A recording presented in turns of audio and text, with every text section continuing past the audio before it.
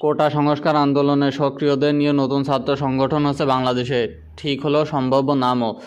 নতুন একটি ছাত্র সংগঠন তৈরি হচ্ছে বাংলাদেশে। গত বছর কোটা সংস্কার আন্দোলনে যে ছাত্রনেতারা গুরুত্বপূর্ণ ভূমিকা নিয়েছিলেন, মূলত তারাই নতুন সংগঠনের মাথায় থাকবেন বলে জানা গিয়েছে। গত বছর কোটা সংস্কার আন্দোলনে উত্তাল হয়েছিল বাংলাদেশ। রাজনৈতিক দলের পাশাপাশি বাংলাদেশে এবার নতুন ছাত্র সংগঠন তৈরি হচ্ছে, তার সম্ভাব্য নামও ঠিক হয়ে গিয়েছে। এই সংগঠনের মাথায় থাকছে বৈষম্য বিরোধী ছাত্র আন্দোলনের সমন্বয়কেরা। গত বছর বাংলাদেশে কোটা সংস্কার আন্দোলনে যে ছাত্ররা গুরুত্বপূর্ণ ভূমিকা নিয়েছিলেন, তাদের অনেকেই নতুন ছাত্র সংগঠনের নেতৃত্বে ভূমিকা থাকবেন। আন্দোলন চলাকালীন প্রাক্তন শাসক দল আওয়ামী লীগের ছাত্র সংগঠন ছাত্রলীগ থেকে কেউ কেউ শেখ হাসিনা সরকারের বিরুদ্ধে পথে নেমেছিলেন।